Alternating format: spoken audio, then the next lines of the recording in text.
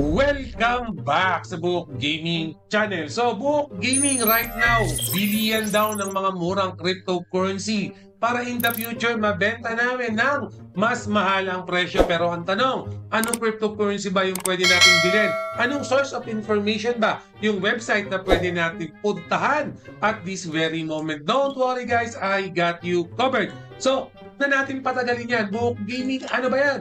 So right now guys, itong si Epsane, tuturuan ko kayo ng step-by-step guide. Pwede kayong matuto rito about crypto trading, mga news about cryptocurrency, and then syempre, paano ba makakuha ng P token or ito tinatawag natin na P-Chain Network kasi included yan dito kay Epsane, no? So to begin with, bago tayo magsimula, for example, gusto natin mag-login dito kay Epsane or mag-register rather, click nyo lang tong register. Don't worry, yung link ilalagay ko sa description. At paano ka ba magkakaroon ng earning ng libreng gem na pwede nyong pagkakitaan? Yes, magkakaroon kayo ng libreng gem, right? Wala po kayong babayaran. Ang kailangan nyo lang, lagay nyo lang tong invitation code na bibigay ko sa inyo. Don't worry, absolutely free yan. And then itong gem na to, abangan nyo lang, meron tayong mga step-by-step guide pa kung paano kayo magkakaroon pa ng additional earning ng gem para dito kay Epsane. So, mag-register kayo, ang gagamitin natin is mobile device. So, basically, kailangan natin na country is Philippines, kung nasa Philippines kayo. Pero kung pinapanood nyo sa ibang bansa, kung anong country yung SIM card na gagamitin nyo. Okay, yung invitation code, bibigay ko yan, nandiyan lang yan. Click nyo lang yan, alright? So, yung verification code, pag kinlik nyo to, o for example, lalagay nyo yung cellphone number nyo, click nyo yung verification code. Be mindful lang, baka mamaya hindi nyo ma-receive, no? Kailangan nyo at least meron kayong WhatsApp na application, Viber. Sa akin kasi, nung tinesting ko, since may naka-install akong Viber, sa Viber ko na-receive.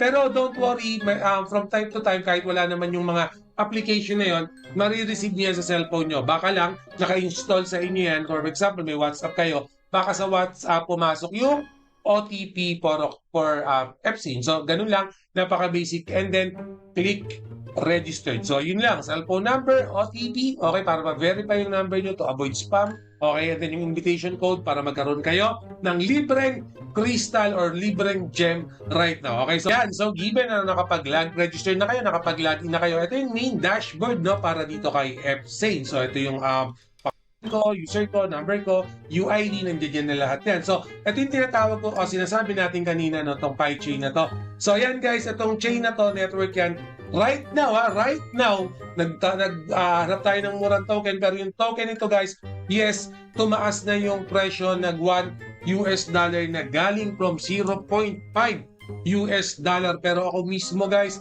bumibili pa rin ako ng maraming cryptocurrency dito kay P-Chain kasi nga mas okay sa akin yan. Mas gusto kong bilhin ito token na to. Okay, kasi nga malaking project, maraming sumusuporta, and syempre nakikita namin dito sa Buhok Gaming Team, tataas at tataas pa yung presyo ng cryptocurrency na yan. Muna natin pag-uusapan yan, makikita nyo yung account nyo, meron kayong naka-frozen na 2,000 na gem. So, lagi nyo gagawin guys, daily, click nyo lang to, sign-in button. Okay? So, ang sign-in button na yan, ay yung magma-maximize ng earning nyo para magkaroon kayo ng marami pang gem. Okay? So, itong sign-in button na to, balik lang to, personal center, gawin nyo to at least twice, no? Or 2 consecutive times, no? So, pero, kung lagi nyo naman gagamitin tong si Epsane, basically, always, everyday, sign in lang kayo ng sign in para, ito for example, nagkaroon na naman ako ng additional reward na 400 gem. Itong gem na to guys, pwede nyong i-convert sa cryptocurrency, na pwede nyong i-convert sa US dollar, na pwede nyong i-convert sa Gcash nyo. So ito yung iipunin natin dito sa Epsane, itong mga gem na yan na makukuha nyo ng libre, absolutely free. So, bukod dyan, pinakita ko na sa inyo yan, bukod dyan, pwede rin kayong daily check-in, nagawa na natin, new user registration, nagawa na natin. Meron silang tinatawag na lucky draw, itong lucky draw betting, naririto rin yan.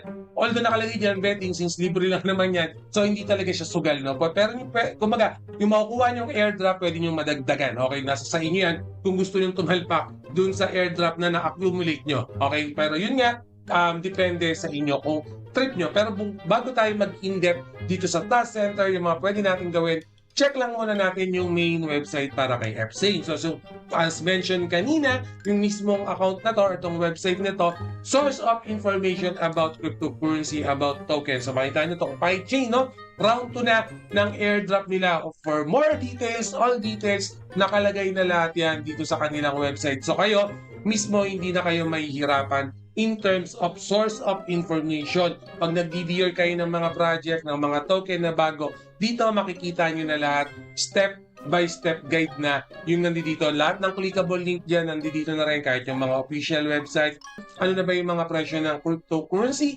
Top cryptocurrency at this very moment, makikita nyo rito. Siyempre yung ranking din, nandiyan na, kompleto na rin. Ano ba yung pumapaldo within 24 hours. So yung rank 1 natin, siyempre yung Alpaca. So nagkaroon kasi siya ng news kaya nagka-trending siya right now. So makikita nyo yung ranking dyan. Top loser, top traders, sino ba yung pwedeng i-follow natin. Nandiyan na yan.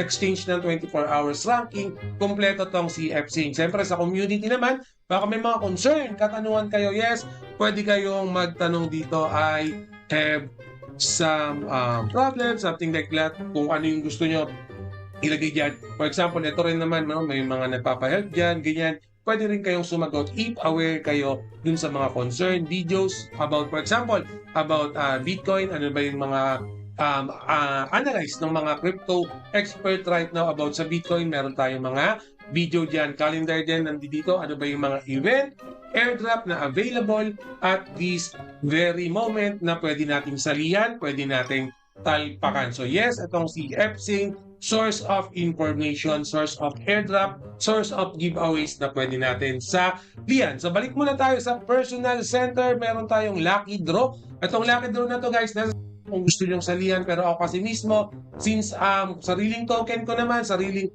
crypto ko naman yung pinapark ko, yes, pwede kayong sumali dyan. For example, Gets 200, nandito yung mga result. Yan, yung gagamitin nyo lang dito, Gem, hindi talagang pera, so hindi to gambling, so huwag kayong mag-alala. Nasa sa inyo, kung gusto nyo kagad dumami yung pinaparm nyo, no? For example, number of bet, 200, bet natin yan. Yan. So may oras pala. Yan, hintayin lang natin. No? Current period bet amount, hintayin yung matapos. So guys, again may oras yan kung kailan pwede, kung kailan nyo makukuha yung mga nakuha yung gem dito. Ayan, matatapos na. So hourly, meron yan. So yung mga information nandito, price pool, 26,000. Yung customer service, community, nandiyan yan. Sure to get diamonds. Kung gusto nyo pa ng additional diamonds, yes, share lang. Mechanics and full information nandito na lahat, no, kay Lucky Draw. So balik muna tayo kay personal center. So may you guys, right now, tinesting ko kasi kanina, kinalikal ko, no? So kung pupunta tayo dito sa invitation reward, no? So meron tayong invitation. So, for example, itong text, no? Book gaming, ano yung pwede nating gawin dyan sa text? So nasa sa akin yan kung gusto ko bang i-withdraw itong token na yan. Pero syempre, MEX yung gagamitin natin pag nag-withdraw tayo, no? So ayun pa lang yung available na pwede pag-trade natin dito kay FC, no? Pwede ko rin siyang i-transfer sa same account dito kay FC. Pwede ko sa inyo ipadala yan kung gusto niyo mag-transfer sa mga friend niyo, pwede niyo gawin yan, no? Flash swap, ito yung ano lang to, in-house, no? For example, itong gem, pwede kong i-convert sa Pi token. For example, ako naman, yung text natin, yan, text, i-convert ko siya dito sa Pi. So, ang gagawin ko lang, i-maximum. Yan, pag maximum na, ito yung gusto kong i-hold kasi tumataas yung price, yung value. No? So, confirm natin.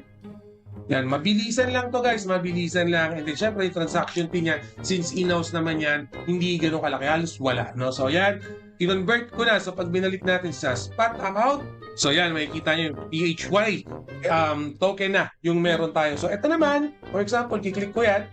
Yan. So, kung gusto ko pa mag-deposit ng maraming PyChain token dito, kiklik ko lang tong deposit. Yan, currency. Anong currency ba yung gagamitin? Siyempre, BEP20 lang yung available. And then, since sa MEX siya available right now, punta tayo dito sa, for example, sa wallet ko. Okay, punta tayo sa spot wallet muna natin para makita nyo lang. No? So, MEX yung gagamitin natin, pero syempre, ang gagamitin natin na network dito is BEP20. No? So, makikita nyo dito, wala akong token. For example lang muna, PHY, search nyo lang dyan. So, pag nasa MEX kayo, kung ipapadala nyo, syempre, withdraw yung gagamitin natin. No? And then, yung address na yan, pupunta tayo dito sa personal center natin. Binance yan. Nandiyan na. Click nyo lang yung Binance. Yan. So, lalabas na tong address nyo. No? So, syempre sa inyo, iba, magkaiba tayo. No? So, yan. I-click nyo lang to.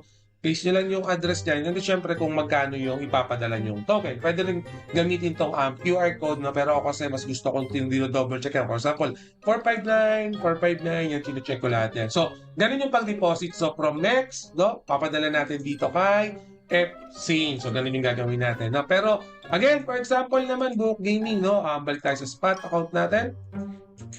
Click natin yung deposit. Magwi-withdraw naman. Gusto kong withdrawin to.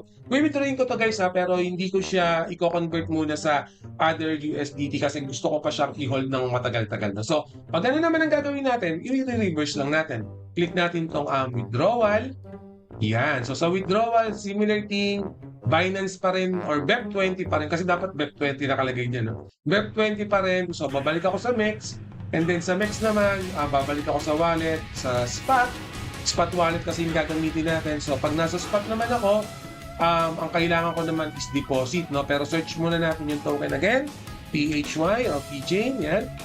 Hindi, click lang natin tong deposit kasi magta-transfer ako ng token dito, no? So, ito na yung token natin. Yan. So, BNB. Make sure na naka-BEP20 tayo. BEP20 lang naman yung nakalagay. Yung address na pagdadala natin, no? So, click ko lang tong copy. Yan. So, balik tayo sa personal center. Box na natin ito. Dito transfer natin ng withdrawal address. Yan. So, handling fee, mababa lang naman. So, click confirm. So, verification code. Itong verification code na ito, makukuha mo sa cellphone number mo. So, hintayin ko lang. So, yan, lumabas na yung OTP ko. Ngayon, lumabas yung OTP dun sa WhatsApp application. So, nakikita niyo ba? Yan. Sa WhatsApp, lumabas. So, click ko natin na confirm. Yan, withdrawal submitted successfully. So ayan guys, kung gusto niyo palang makita no, yung status, for example yan, di ba, nandito tayo, na-transfer, makikita niyo dito yan, no, sa expense natin. So, basta ang importante, status is normal, okay lang yan kahit nakalagay yung withdrawal frozen, hindi siya magmamatter. Basta tong status nyo is normal, hindi frozen or something. Goods lang yan. So, pag bumalik tayo sa MEX, since past lighting naman tong si FC, no, so babalik lang ako sa wallet, punta tayo dito sa spot. So, dapat makita na natin yan kasi in my end, 1 to 2 minutes marireceive mo rin token. So, yun, na-receive na nga natin. As mentioned kanina, i-hold ko lang tong crypto na to, hindi ko bebenta. Pero kung gusto nyo ibenta, click nyo lang yung trade, pwede nyo lang i-pair yan sa USDT. Okay, so click nyo lang tong sell button, and then syempre, i-maximize nyo or maximum nyo. Yan, pag na-maximum nyo na yan, pwede nyo benta, sell yung token sa USDT. Pero again guys, ako mismo, nakita ko yung potential ng token na to. Yes, hindi ko yung ibebenta, i-hold ko to.